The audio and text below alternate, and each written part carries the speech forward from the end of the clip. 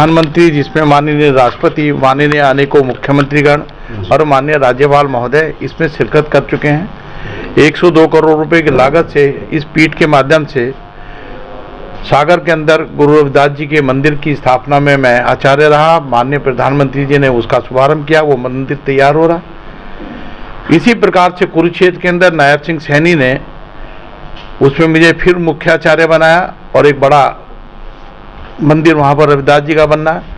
और इस साल की रविदास जयंती को हमारे माननीय प्रधानमंत्री स्वयं जयंती को मनाने के लिए सचखंड पंजाब भी गए और संदेश भी दे रहे हैं। लेकिन ये जो गुरु रविदास जी की यात्रा को रोकने का काम जिन लोगों के द्वारा किया जा रहा है, जिला प्रशासन को मैं चेताना चाहता हूं। आज माननीय गृह मंत्री अमित शाह जी को भी मैंने ईमेल किया है, माननीय मुख्यमंत्री योगी जी को भी मैंने ईमेल करके सूचना दी है, और माननीय डीजीपी उत्तर प्रदेश और चीफ सेक्रेटरी उत्तर प्रदेश और गृह सचिव उत्तर प्रदेश, सहारनपुर जिले के जिलाधिकारी और एसएसपी को मैंने सबको लिखित में भेजा है। इस तरह के कृत्य नहीं किए जाने चाहिए। गुरु रविदास जी समता मूलक समाज की स्थापना में एक सामाजिक समरसता का संदेश देने के लिए उनका जन्म हुआ था। ऐसा चाहूँ राज में मिले सबन को अन, छोट बड़े और सम बसे रविदास रहे प्रसन्न। इस भावना को लेकर जब हम कोई कल्पना करते हैं तो इसी देश के ऊपर, इसी भारत के अंदर प्रम्बल के ऊपर ये स्पष्ट रूप से दर्शाता है कि हम एक ऐसे समाज की स्थापना करना चाहते हैं। गुरु रविदास जी के मिशन को, उनकी भावनाओं को, सौहार्दपूर्ण वातावरण को खराब करने की दृष्टि से कुछ असामाजिक तत्व तो रोकना चाहते हैं। ये किसी भी कीमत पर होना नहीं चाहिए। विगत कई वर्षों से बिजनौर में नहीं निकल रही थी, तो पिछले 2 वर्षों से मैंने माननीय योगी जी से कह के वहाँ पर भी रविदास जी की जयंती को निकलवाने का काम किया है। और मैं निश्चित रूप से जिला प्रशासन से कहना चाहूँगा कि मीडिया के माध्यम से समझ लें, माननीय योगी जी से आज उनको हमने लिखित में दे दिया, और ये मीडिया में फिर मैं बता रहा हूँ कि जो जो स्थान यहाँ पर बचे हुए हैं उन पर स्वयं प्रशासन जाकर अपने देख रेख के अंदर सौहार्दपूर्ण वातावरण में रविदास जी की जो शोभा यात्राएं निकलती हैं वो हमारी जनभावना से जुड़ी हैं, वो हमारे इष्ट के रूप में है, ईश्वर के रूप में है।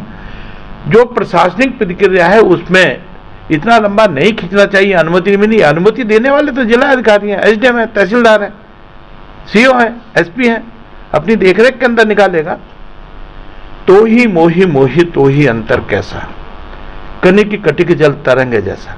श्री गुरु रविदास जी ने जो संदेश दिए हैं, आज जब गुरु ग्रंथ साहब के अंदर उन दोहे पदों और छदों को पढ़ा जाता है तो दुनिया के अंदर उनके गीतों को, उनके पदों को, उनकी छैया को याद किया जाता है। वो स्वयं भी कहते थे, वो जात पात का परहेज करते थे कि जात पात पूछे ना कोई, हरि का भजे तो हरि का हुई। वो जात पात से परहेज करके वे मानवता की बात करते थे, समता मूलक समाज की बात करते थे, समाज में समरसता की बात करते थे। इस तरह के वातावरण में जिलाधिकारी को चाहिए आगे बढ़कर वो यहाँ पर जहाँ जहाँ हमारी यात्राएं नहीं निकली हैं उन यात्राओं को निकाले। ये तो हिंदू जनमानस, हम सनातन की बात करते हैं। गुरु रविदास जी ने तो उस समय सनातन को नहीं छोड़ा जब शासकंद लोधी ने उनको पर जाति परिवर्तित करने के लिए जोर दिया। उन्होंने कहा नहीं, मैं सनातनी हूँ, मैं हिंदू पैदा हूँ और हिंदू ही अपने जीवन भर रहूँगा। तो ये जो जात पात का उल्लेख हम करते हैं, जात पात में जात है जो केलन के पात, रविदास न माना जुड़ सके लोना जात में जात। ये मन की बात में भी माननीय प्रधानमंत्री जी ने इसका उदाहरण दिया था। तो ये जो संदेश है गुरु रविदास जी के, इसको किसी भी रूप में हमारी यात्राओं को रोकना हमारे साथ, हमारे अधिकारों के साथ खिलवाड़ करने की बात है। एक तरफ हम सनातन की बात करते हैं और दूसरी तरफ हमारी यात्राओं को रोकने का प्रयास किया जाता है। इस तरह के लोगों को चिन्हित करके जो हमारी यात्राओं को रोकने में उनको सबक सिखाने का काम यहाँ की सरकार को करना चाहिए। मैं उनसे निवेदन करना चाहता हूँ, माननीय योगी जी से कहना चाहता हूँ मीडिया के माध्यम से, तत्काल 2-3-4 दिनों के अंदर हमारी यात्रा को निकाला जाए, शोभा यात्रा को निकाला जाए। हम रविदास जी के अनुयायी हैं। दुनिया के अंदर सबसे बड़ी हमारी बिरादरी है दुनिया के अंदर, और दुनिया के अंदर मेरे गुरु का सर्वोच्च स्थान है। श्री गुरु रविदास जी से बड़ा संत दुनिया के अंदर आज तक नहीं हुआ। मैं कहना चाहता हूं सहारनपुर जिले के सभी जो अधिकारी गण हैं इस पर बैठकर चर्चा करके हमारे जो शोभा यात्रा है, हमारे वकील साहब हैं, धूम सिंह जी हैं और जो अन्य लोग लगे हैं वो बराबर उनसे संपर्क में हैं और ये यात्राएं जल्दी से जल्दी निकालने का काम करना चाहिए। क्या आपको नहीं लगता कि वोट सबको चाहिए, चाहे वो भारतीय जनता पार्टी है, बहुजन समाज पार्टी है, कांग्रेस पार्टी है? कांग्रेस पार्टी से मौजूदा सांसद इमरान मसूद जो बहुजन समाज के वोट से सांसद बन पाए हैं, उन्होंने भी एक बार दूधली गांव है जो देहरादून रोड पे पड़ता है, वहां पर झगड़ा भी हुआ, लेकिन इस बार भी जो ये एक गांव है पिठोड़ी, वहां के एक मुस्लिम जो प्रधान है, उन्होंने रोकने की चेष्टा की है। तो इस पे आप क्या कहेंगे? मैं मीडिया के माध्यम से मैं देख रहा हूँ जिला प्रशासन को इसमें आगे बढ़कर काम करना चाहिए। किसी की क्या मजाल है कि वो हमारी शोभा यात्रा को रोक दे। और मैं जहाँ तक समझता हूँ दूधली की बात है, दूधली में पहले भी इस प्रकार की अनेकों प्रकार से सूचनाएं मिलती रही हैं और निश्चित रूप से सौहार्दपूर्ण वातावरण के अंदर जब वो ईद मनाते तो हम मना नहीं करते, वो शुक्रात मनाते तो हम मना नहीं करते, वो अपने यस्से आली करके अपने जुलूस निकालते तो हम मना नहीं करते। हमारे भी शोभा यात्रा है, उनको आगे बढ़कर आना चाहिए। और मैं कहूँगा जहाँ जहाँ रुके वहाँ के समाज के अन्य समाज के लोगों को आकर हमारे साथ में खड़ा होकर एकता की मिसाल देनी चाहिए। इस तरह के वातावरण को खराब नहीं किया जाना चाहिए और इसको राजनीति से बिल्कुल नहीं जोड़ के देखा जाना चाहिए। हमारा जो श्री गुरुदास स्मारक पीठ है वो अराजनीतिक है, हमने उसके ऊपर भी लिखा।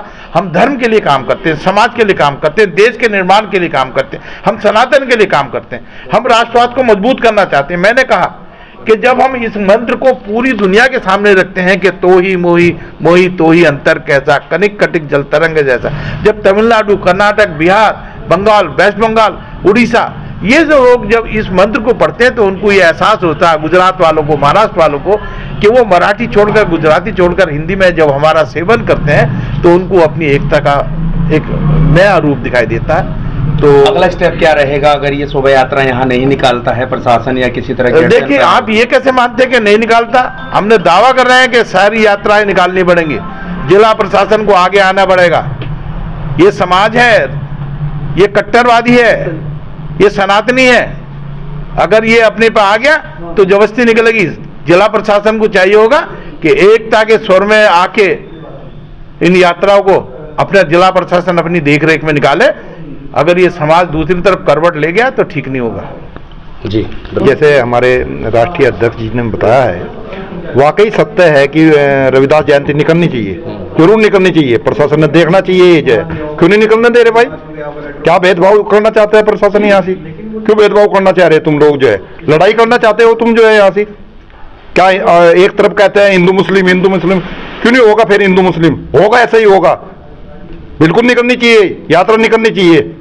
जब तुम लोग सबकी यात्रा निकलवाते हो, क्यों नहीं उनको भी रोक दो? मुस्लिमों को, त्योहारों को रोक दो। यात्रा निकलनी चाहिए, हर हालत में निकलनी चाहिए। बिल्कुल हिंदू मुसलमान की बात, मैं एक गुज्जर होने के नाते से ये बात कहना चाहता हूं। मेरा गांव बहादुरपुर पड़ता है, नकुड़मा पड़ता है, लेकिन मैं इस बात को खास तौर से प्रशासन से कहता हूं, प्रशासन इसको जो है सही तरीके से निकलवावे, जरूर निकलवावे। जयंती निकालने का सबको अधिकार है।